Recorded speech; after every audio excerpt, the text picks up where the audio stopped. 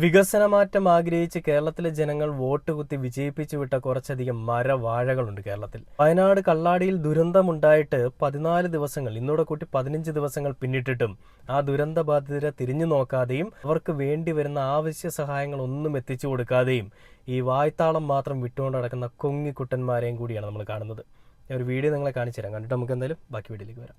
വയനാട് കള്ളാടി മണ്ണിടിച്ചിൽ ദുരന്തം നാടിൽ നടുക്കിയിട്ട് ഇന്നേക്ക് 13 ദിവസം പിന്നിടുന്നു.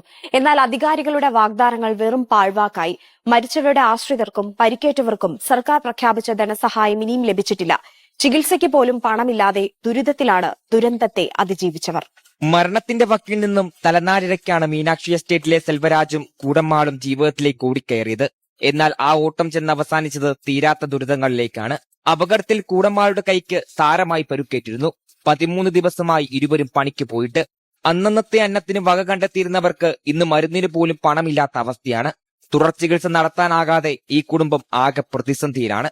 இது சர்க்கார்ல இருந்து இங்க உள்ள எம்பிக்கள் யாரும் வந்து பாத்துட்டு இல்ல எங்களை நாங்க இதுல படிக்க எடுக்க ஆள்கார் இல்ல எங்க தப்பு எதுவும் கிடையாது. தப்பு அது நாங்க 2 நாளாதான் இப்படி வந்தது. அதான் இப்ப படிக்கும் போக முடியாது. പ്രഖ്യാപനങ്ങളുടെ പെരുമഴ ഉണ്ടാകുമ്പോഴും അർഹതപ്പെട്ട സഹായം അത്യാവശ്യഘട്ടത്തിൽ ലഭിക്കുന്നില്ല എന്നത് വലിയൊരു അനാസ്ഥയാണ്. പരുക്കേറ്റ് ഉപജീവനം നിലച്ചവരുടെ കണ്ണീരൊപ്പാൻ അധികാരികൾ ഇനിയെങ്കിലും ഉണർന്നു പ്രവർത്തിക്കേണ്ടതുണ്ട്. ഇടതുപക്ഷമെല്ലാം ചെയ്തു കൊടുത്തപ്പോൾ ആളുകൾക്കെല്ലാം തിന്നിട്ട് എല്ലിനിടയിൽ കയറിയതിൻ്റെയും കൊഴുപ്പ് കൂടിപ്പോയതിൻ്റെയും പ്രശ്നങ്ങളൊക്കെയായിരുന്നു. ഇന്ന് വികസന മാറ്റത്തിന് വേണ്ടിയിട്ട് അധികാരത്തിൽ വന്ന ആളുകൾ സ്വന്തം കീശ വീർപ്പിച്ച് വലിയ വികസനം ഉണ്ടാക്കിക്കൊണ്ടിരിക്കുകയാണ്. അതിലും സന്തോഷം കണ്ടെത്തുന്ന കുറേയധികം അണികളൊക്കെ ഉണ്ട് കേട്ടോ. സൈബറിടങ്ങളിൽ ഇവർക്ക് വേണ്ടിയിട്ട് അഹോരാത്രം മെഴുകാനായിട്ട് വരുന്ന കുറച്ച് അടിമ കൊങ്ങികൾ, അങ്ങനെയുള്ളവരെന്നും മെഴുകിക്കൊണ്ടേയിരിക്കും. ന്യായീകരണ തൊഴിലാളികൾക്ക് ന്യായീകരിക്കാൻ എന്നും കാര്യങ്ങൾ കാണും. എന്നാൽ എല്ലാവരുടെയും ഒരു വികസന മാറ്റം ആഗ്രഹിച്ചു കൊണ്ടുള്ള വോട്ടുകുത്തൽ കാരണം ഒരു സൈഡിൽ ദുരിതം അനുഭവിക്കാൻ പോകുന്നത് ഇവരെ പോലെയുള്ള പാവങ്ങളാണ്. ഇങ്ങനെയുള്ള പാവം കുറച്ച് ജീവിതങ്ങളാണ്. ഇതിനെന്താണ് നിങ്ങൾക്ക് പറയാനുള്ളത്?